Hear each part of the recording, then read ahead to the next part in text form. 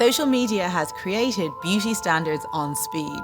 It's heightened competition and comparison, and it has enabled an obsession with our appearances in the pursuit of likes and follows.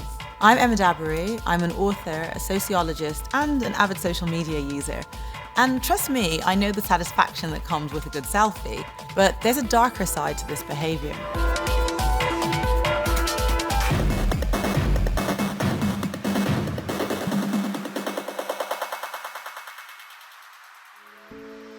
Social media has facilitated a huge increase in representation, expanding the parameters of who can be included in beauty. We see women with different body types, Indigenous women, Asian, Latinx, Black women of all complexions, with all hair textures. We see non-binary people and trans women, and I think about how unrecognisable it is from the world that I grew up in. Yet so many young people, and young women specifically, still feel under so much pressure when it comes to their appearances. The fact is, these standards are a moving target that forces us into a constant pursuit of endless improvements. They're unrealistic, shallow and narrow. They encourage envy and competition, and they are only ever organised along lines that exclude others. We need to rebel against and subvert our current understandings of beauty. We need to reclaim beauty for ourselves and reconnect with the joy of being in our disobedient bodies. But, and I acknowledge that this is easier said than done, where do we start? Here are 5 tips that have helped me redefine my own ideals of beauty. Firstly, and I know this will sound like a truism, but it honestly is true, we need to think more about inner beauty. Be beautiful in your actions towards others. In pre-colonial Yoruba culture, it was inner beauty or Iwa, character, that was important. Physical beauty was secondary. Beauty is not simply something to behold, but rather something that we can do together. Which leads me on to my next point, which is to cultivate community.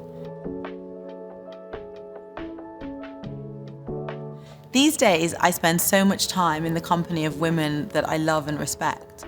Cultivating feminine spaces can be such a powerful antidote to forces that benefit from our competition with and division from each other. Patriarchy, capitalism, and its infinite discontents are strengthened by our division, and community really is one of the solutions.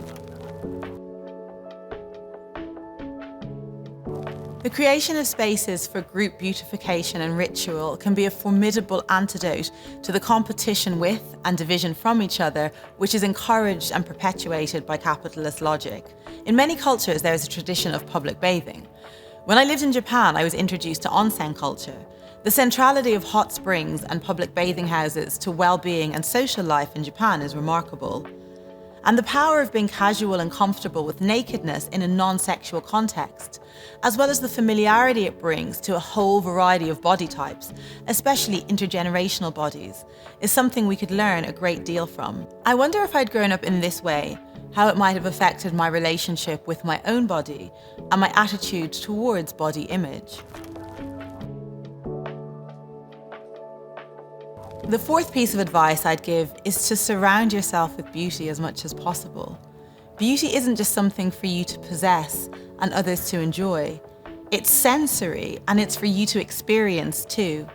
For instance, my office is full of dried flowers and salt rock lamps. It smells of perfume and Japanese incense. What teenage Emma would have probably dismissed as some old hippie shite both soothes and gently stimulates my nervous system.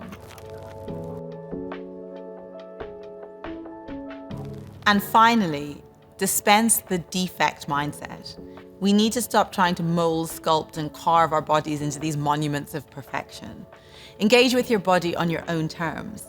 Kiss your friends' faces, consensually of course. Hug, dance, adorn yourself, your hair, your skin, your body.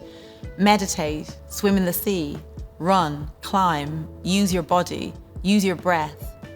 When we feel anxious, alienated, and disconnected from our bodies, we can't appreciate the beauty of what they can do.